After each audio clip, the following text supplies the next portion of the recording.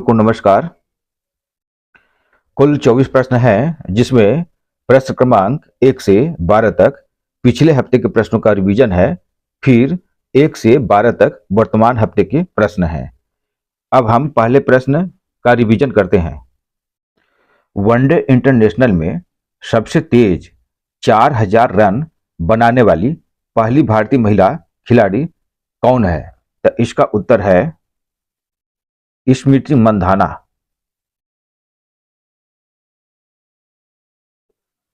दूसरा प्रश्न है, प्रवासी भारतीय सम्मान 2025 पुरस्कार से सम्मानित किया गया। तो इसका उत्तर है डॉक्टर सैयद अनवर खुर्शीद। तीसरा प्रश्न है, भारत के गणतंत्र दिवस 2025 समारोह पर किस देश के राष्ट्रपति मुख्य अतिथि होंगे? तो इसका उत्तर है इंडोनेशिया।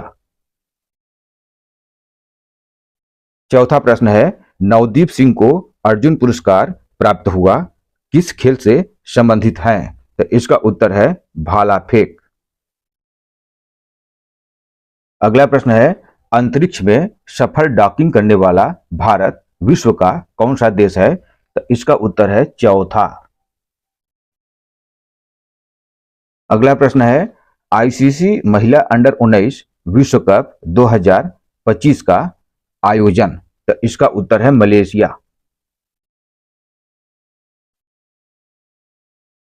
अगला प्रश्न है, थर्मन षणमुगरत्नम किस देश के राष्ट्रपति हैं, हाल ही में भारत की यात्रा पर थे? तो इसका उत्तर है सिंगापुर।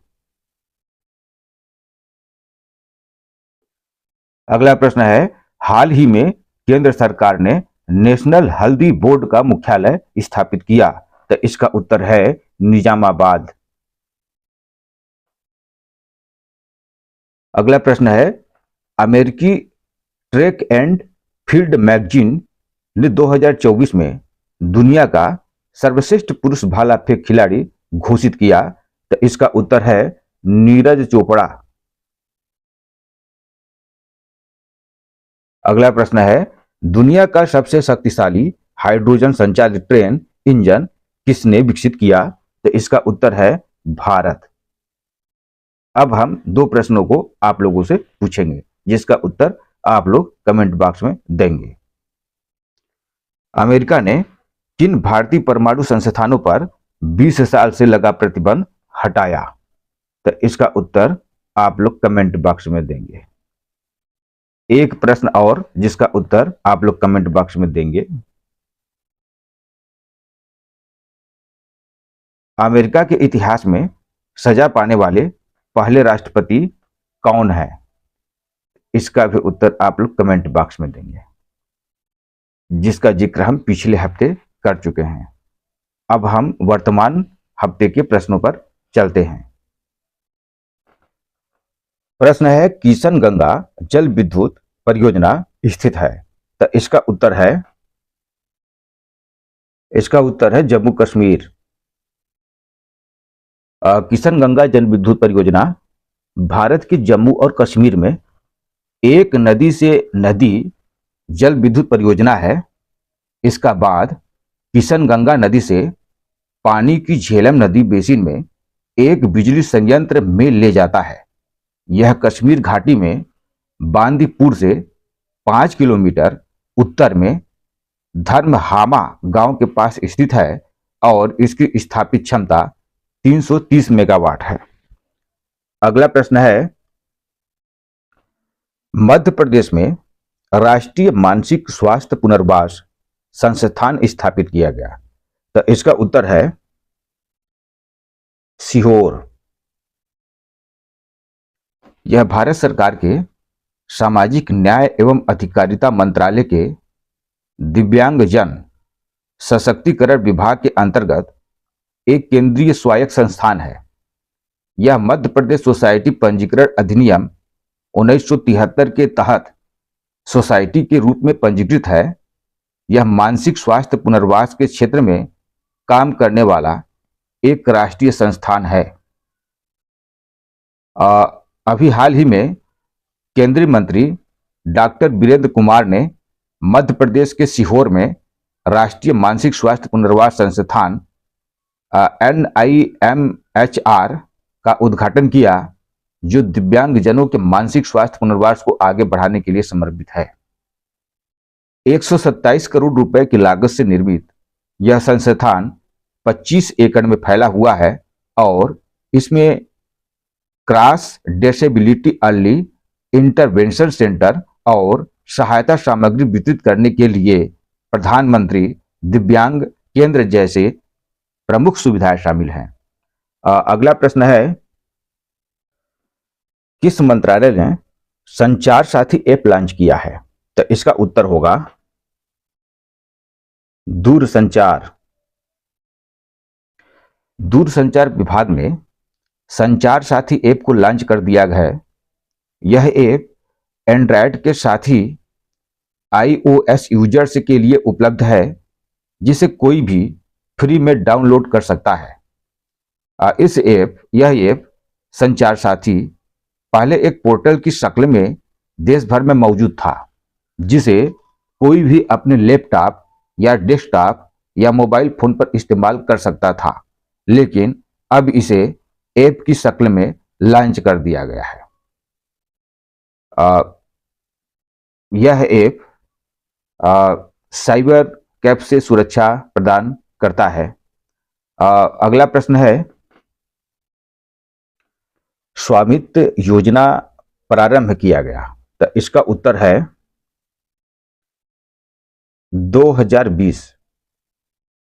ग्रामीण क्षेत्रों के लोगों को शहरी क्षेत्र जैसे सुविधाएं उपलब्ध कराने के लिए ग्रामीण इलाकों में रहने वाले लोगों के लिए सरकार स्वामित्व योजना चला रही है। इसके तहत गांव के उन लोगों को उनकी जमीन का मालिकाना हक दिया जा रहा है जिनकी जमीन किसी भी सरकारी आंकड़े में दर्ज नहीं है। इस योजना की शुरुआत प्रधानमंत्री नरेंद्र मोदी ने 24 अप्रैल 2020 को ग्रामीण परिवार प्रमाण पत्र के नाम से की थी। इसे शॉर्टकट में घरौनी के नाम से जाना जाता है। अगला प्रश्न है, अब विश्व आर्थिक मंच का 55वां वार्षिक बैठक दावोस में आयोजित हुआ, यह किस देश में स्थित है? तो इसका उत्तर होगा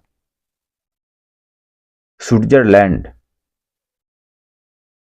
21 से 23 जनवरी 2025 तक federal department of foreign affairs FDFA का प्रेजेंस स्विट्जरलैंड के विभिन्न संस्थागत साझेदारों के साथ मिलकर विदेश नीति विषयों से संबंधित दावोस में हाउस ऑफ स्विट्जरलैंड में विविध कार्यक्रम प्रस्तुत करके 55वां वार्षिक बैठक शुरू किया गया।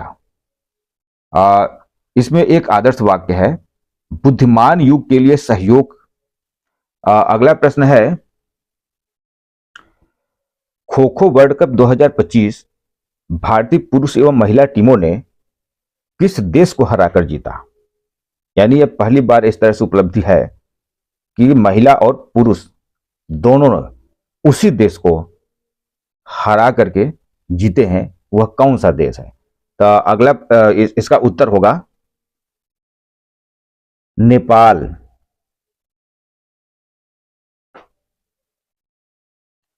पुरुषों के फाइनल में भारत ने नेपाल को 54-36 से शानदार जीत दर्ज की, जिसके कप्तान प्रदीप वायकर और प्रमुख खिलाड़ी रामजी कश्यप की बेहतरीन खेल महत्व का योगदान रहा।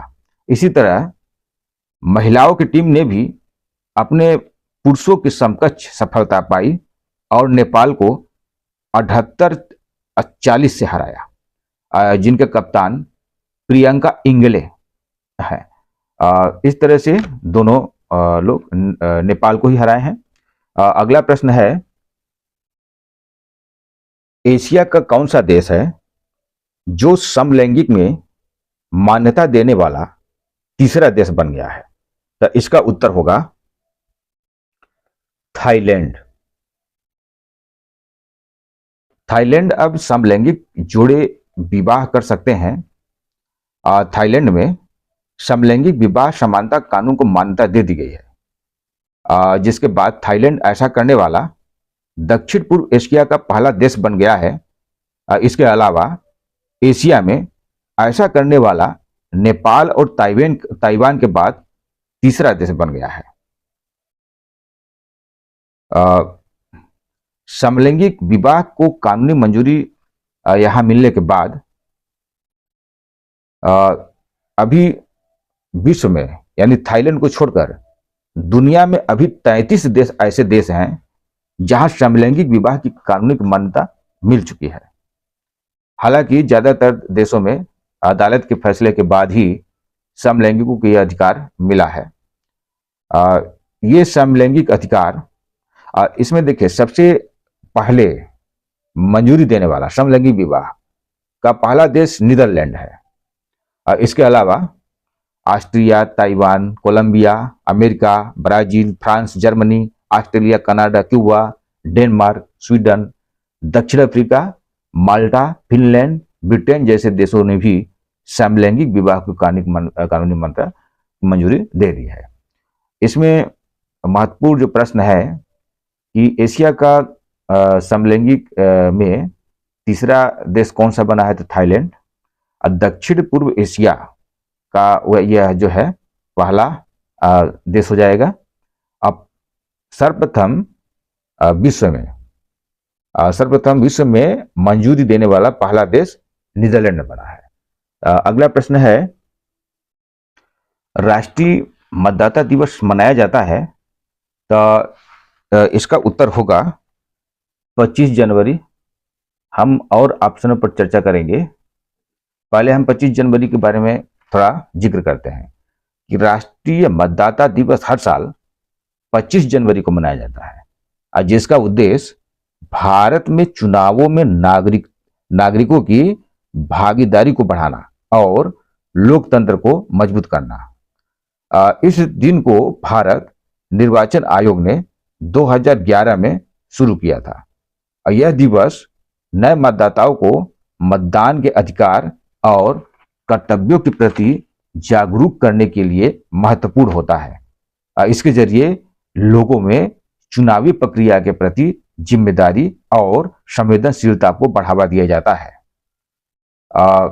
और ऑप्शन पर चर्चा करते हैं। जैसे इसमें 23 जनवरी है, तो 23 जनवरी को पराक्रम दिवस मनाया जाता है। 26 जनवरी को गणतंत्र दिवस मनाया जाता है। 24 जनवरी को राष्ट्रीय बालिका दिवस मनाया जाता है। अगले प्रश्न की ओर चलते हैं। मध्य प्रदेश सरकार ने कितने धार्मिक शहरों पर शराबबंदी की घोषणा किया है, तो इसका उत्तर होगा 17। तो मुख्यमंत्री मोहन यादव ने कैबिनेट की बैठक में हिस्सा लेने से पहले ही इस बात की घोषणा कर दी कि शराबबंदी 17 धार्मिक शहरों में शराबबंदी का फैसला किया है। ये शहर हैं उज्जैन, ओंकारेश्वर, मैहर, खजुराहो, महेश्वर, ओरछा, सांची, नलखेड़ा, सलकनपुर, जबलपुर, मंदसौर जिलों का नाम शामिल है। मुख्यमंत्री मोहन यादव ने यह भी कहा कि शराब से परिवार की बर्बादी हो जाती है, सामाजिक बुराइयां भी आती है, इसलिए देसी हो या विदेशी धार्मिक शहरों में शराब की दुकानों में ताले लगाए जाएंगे। अगला प्रश्न है, 76वें गणतंत्र दिवस पर किस देश के राष्ट्रपति मुख्य अतिथि हैं? तो इसका उत्तर हम पिछले हफ्ते भी चर्चा कर चुके हैं और इस हफ्ते भी ले आए हैं। तो इसका उत्तर होगा इंडोनेशिया। 26 जनवरी 2025 को भारत अपना 76वां गणतंत्र दिवस धूमधाम से मना रहा है। इस वर्ष का आयोजन विशेष रूप से इसलिए महत्वपूर्ण है कि इसे स्वर्णिम भारत विरासत और विकास इसका थीम है। इस भव्य उत्सव के मुख्य अतिथि इंडोनेशिया के राष्ट्रपति प्रबोवो सुबियांतो,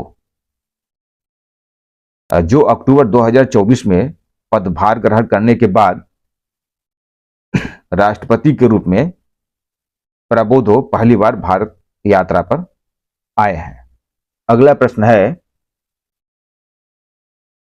अंडर 19 महिला T20 विश्व कप 2025 में हैट्रिक लगाने वाली भारत की पहली महिला खिलाड़ी बन गई। तो इसका उत्तर होगा वैष्णवी शर्मा। अंडर 19 महिला T20 विश्व कप 2025 में भारत के लिए वैष्णवी शर्मा ने मलेशिया के खिलाफ शानदार हैट्रिक हासिल की है। महिला अंडर 19 T20 विश्व कप में भारत के लिए हैट्रिक लेने वाली ये पहली खिलाड़ी बन गई है। अगला प्रश्न है, खेलो इंडिया विंटर गेम्स 2025 का 5वां संस्करण शुरू हुआ। तो इसका उत्तर होगा लद्दाख। भारत सरकार की खेलो इंडिया पहल के अंतर्गत इस प्रमुख इवेंट का 5वां संस्करण खेलो इंडिया विंटर गेम्स 2025 23 जनवरी को लेह लद्दाख से शुरू हुआ है। आज का प्रश्न यहीं तक। यदि यह श्रृंखला आपको पसंद आया है तो लाइक, कमेंट और शेयर और सब्सक्राइब अवश्य करें। धन्यवाद। जय हिंद, जय भारत।